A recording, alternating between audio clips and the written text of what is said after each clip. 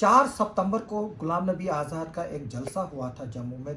उसके बाद जो है वो एक तरह से कांग्रेस का जो है वो जितना भी वर्कर था वो धीरे-धीरे करके जो है वो आज़ाद के ग्रुप में जो है वो शामिल होने लगा।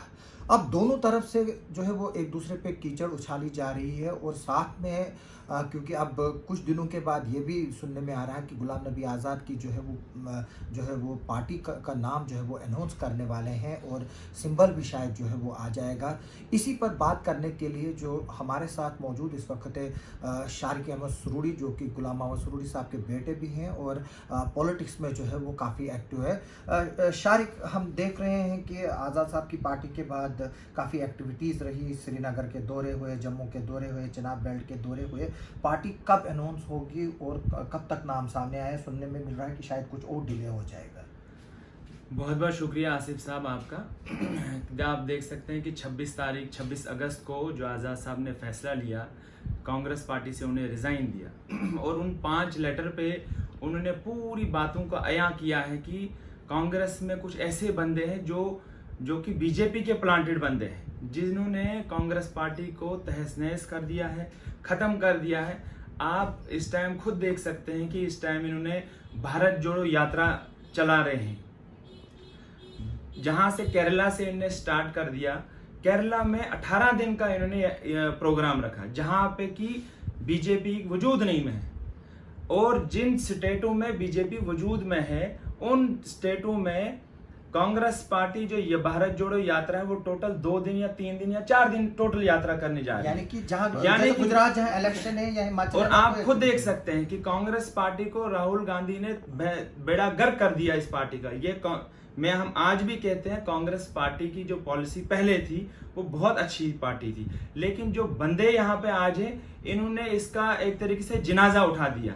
और आज मैं ये कहना चाहता हूँ कि कांग्रेस आज बी टीम ऑफ बीजेपी आज काम कर रही है। किस लिहाज से कर रही है? बी आप हो कि वो है? बी वो है। मैं आपको बताऊं, हम ना बी है ना सी है। हम आजाद ख्यालात वाले सोच से हमने एक नई पार्टी बनाने जा रहे हैं। आप देख सकते हैं कि अगर यूपी में भारतीय जनता पार्टी को 70 पार्लियामेंट सीट आ रही है, तो वहां पर कांग्रेस 2 दिन की यात्रा करने जा रही है। केरला में जहां पर बीजेपी का नामो निशान नहीं है, वहां पे 20-20 दिन ये करने जा रही है, यात्रा करने जा रहे हैं। आप देखो कि हिमाचल और गुजरात में इलेक्शन है, ये कोई कंपेन नहीं कर रहे हैं, तो ये एक कैक वॉक दे रहे हैं भारतीय जनता पार्टी को, आप आ जाओ और हुकूमतें बनाओ। तो मैं तो समझूंगा साहब से इन बातों से आया होता है कि बी टीम जो है वो कांग्रेस है भारतीय जनता पार्टी की, ना कि गुलाम नबी आजाद साहब की पार्टी।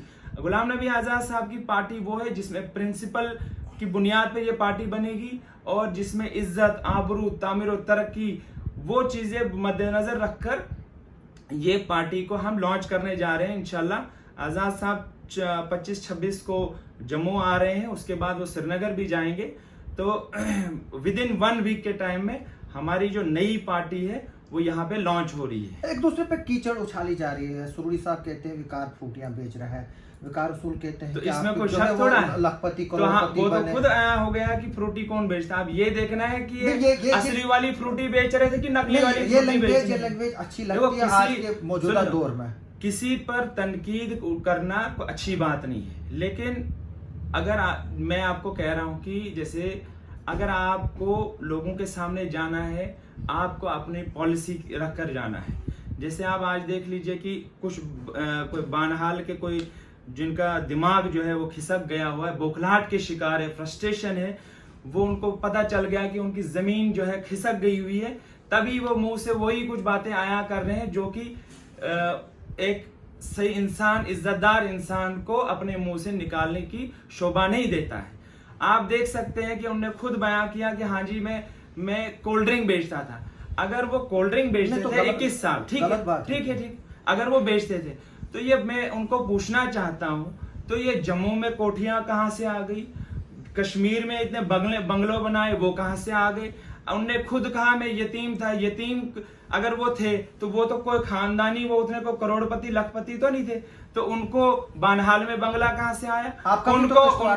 उनको दिल्ली में बंगला कहां से आया? हमारा जो है, हमारा आपके सब पूरे लोगों के सामने आया है कि हमने मेहनत करके हमारे सब जो है लोगों के सामने आया है। तो वो मकान कब बना किश्तवाड़ का? वो तो 94 में बना हुआ है, इलेक्शन से पहले। इलेक्शन से पहले। वो तो आज की बात नहीं है कि हाँ जी हम आज बनाएंगे।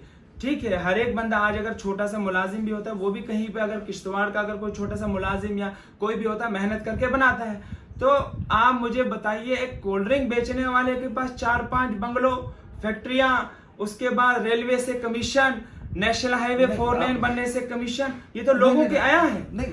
ये जो लोग हैं ये वहां से बोलते हैं। आप कैसे ये चार्जेस ये लोग वहां से करते हैं, जो लोग यहाँ बानहाल के रहने वाले। आप बच्चे से जाइए, आपके अभी आप भी बहुत सारे न्यूज़पेपर्स के साथ ताल्लुक रखते हैं, आप अपनी टीम लेकर बानहाल में जाइए, किसी भी गरीब आवाम को पूछिए कि यहाँ पर 4 लेन के कमीशन कहाँ जाती थी, रेलवे के ठेके की कमीशन कहाँ जाती थी, पावर प्रोजेक्ट बगलियार का उसकी कमीशन कहाँ जाती थी।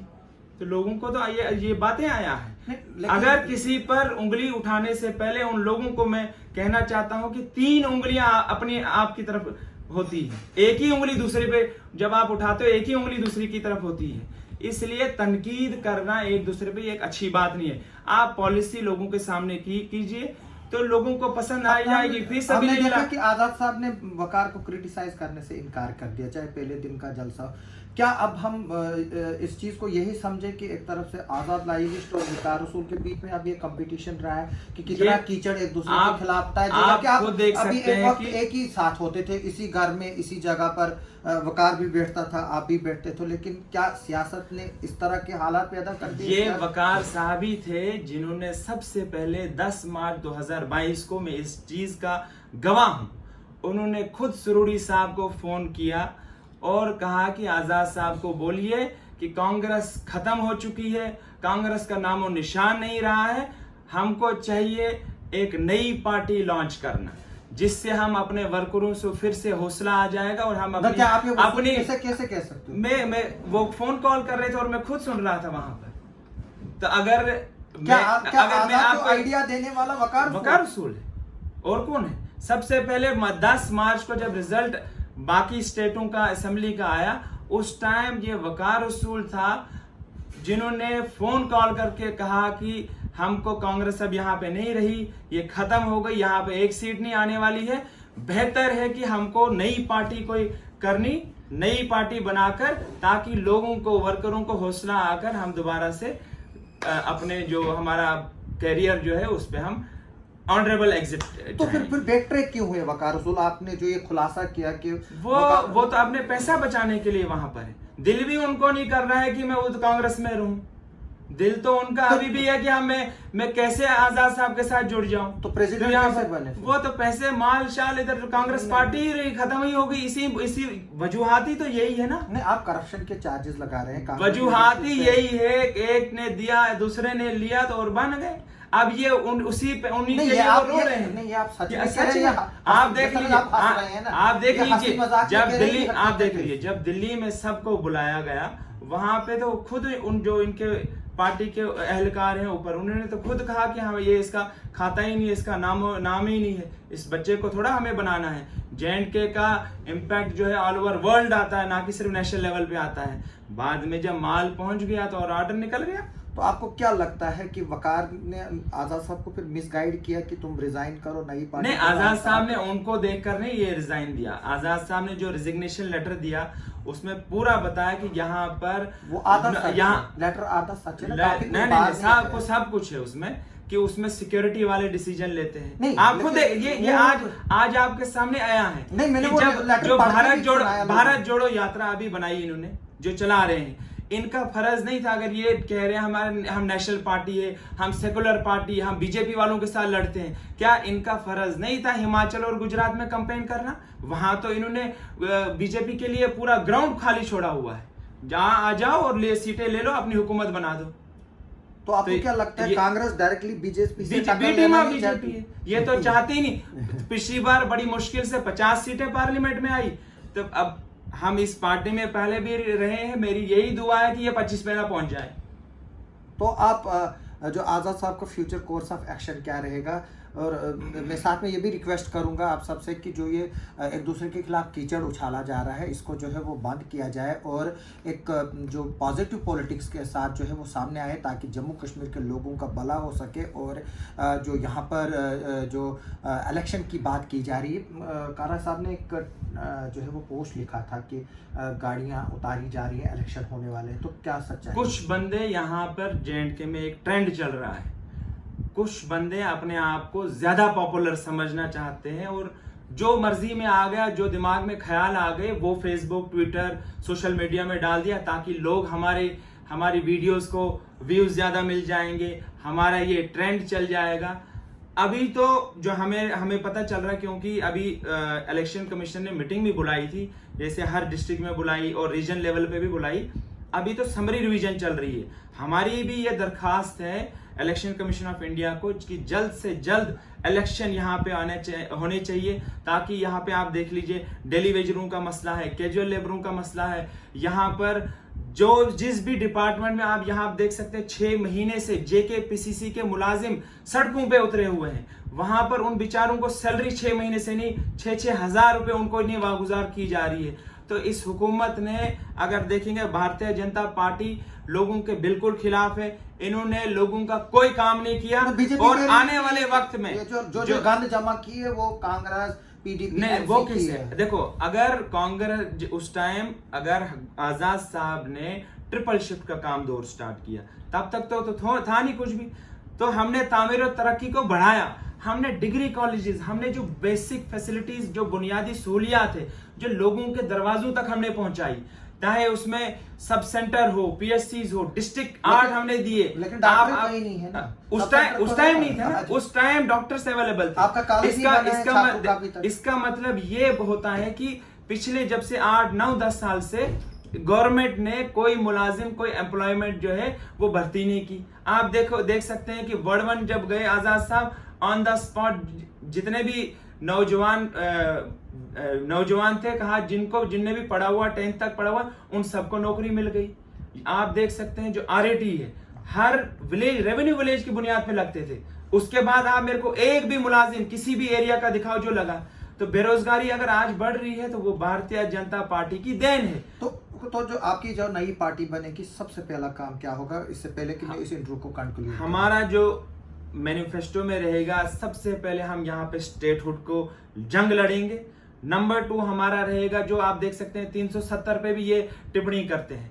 370 अगर इनको देखा जाएगा, 370 अभी भी इंटैक्ट है, लेकिन जो उसके प्रोविजंस है, चाहे 370A-B-C, वो लैंड राइट से या जॉब राइट से, उनको उनने अबॉलिश कर दिया। उसमें क्या आजाद साहब ने अपने इंटरव्यूज में बयान किया कि जैसे ही असेंबली यहाँ पे पॉपुलर गवर्नमेंट बनेगी, ये हुकूक जो है वो हम असेंबली से पास कर सकते हैं। तो हमारा स्टेटहुड है लैंड राइट से कि बाहर का कोई नहीं आना चाहिए यहाँ पे खरीदे। हाँ, कोई इंडस्ट्री लगाएगा, फैक्ट्री लगाएगा, हॉस्पिटल खोलेगा, मोस्ट वेलकम, हम उसको यहाँ अपनी जमीन देने के लिए तैयार है। और आप देख सकते हैं 22 मुलाजिम जो यहाँ पर पोस्ट ऑफिस में लगे, वो बाहर से आकर हमारे एरियाज में लगे, जिसमें वोहल में है, जिसमें मड़वा का है, जिसमें डोडा में लग गए, बदरवा, रामबन, बानाल, सब जगह में 22 मुलाजिम केरला, राजस्थान, उधर से आकर हमारे जम्मू कश्मीर में लग गए। हमारा ये होगा कि जो भी नौजवान बेरोजगार है वो जम्मू कश्मीर का लगना चाहिए, ताकि यहाँ पे आप देख सकते हैं बेरोजगारी आज 32% पहुंच गई है। पूरे हिंदुस्तान में सबसे ज्यादा अगर बेरोजगारी है, नंबर 1 मेरे हिसाब से यहाँ पर है। तो इन चीजों को ये चीजें तभी बन गई जब भारतीय जनता पार्टी ने पिछले 8-9 साल से कोई कदम नहीं उठाया। तो आज लोगों को ये नजर आ रहा है कि आने वाला मुस्तकबिल गुलाम नबी आजाद साहब के सामने है, उनके हाथ में है। और अगर वो देखना चाहते हैं फिर से वो दौर जिसमें तामीर तरक्की हो, जिसमें ट्रिपल शिफ्ट का दौर फिर से शुरू हो, जिसमें लोग खुशहाली का दौर में फिर से आ जाएं, जिनको इज्जत आबरू मिले, वो दौर फिर से जम्मू कश्मीर की आवाम देखना चाहती है। और वो तभी होगा जब गुलाम नबी आज़ाद यहाँ के चीफ मिनिस्टर। आपका बहुत बहुत शुक्रिया शारिक। आप देखते हैं 370 की बात की आपने, जो चीफ जस्टिस का आज बेंच था उन्होंने बताया कि इसका जो है वो पिटीशन की जो हुई है वहाँ पर वो जो है वो उसकी हेयरिंग जो है वो दशहरा के बाद होगी। वो कोर्ट ही डिसाइड करेगा उसका क्या होगा क्या नहीं होगा। हमसे बात करने के लिए बहुत बहुत शुक्रिया। हम उम्मीद करेंगे कि आप जो है वो पॉलिटिकल लीडर्स एक दूसरे पर, फिर से मैं बताऊंगा कि कोई कीचड़ ना उछाले और पॉजिटिव पॉलिटिक्स करे। आप मेरे यूट्यूब चैनल को देखिए, सब्सक्राइब कीजिए, बेल आइकन दबाएं ताकि आप तक मेरे लेटेस्ट वीडियोस पहुंच सके। और मेरे फेसबुक पेज को भी जो है वो फॉलो कीजिए और मेरे वीडियोस पर स्टार दीजिए और मेरे को जो है वो सपोर्ट कीजिए। आपका सुनने के लिए बहुत बहुत शुक्रिया।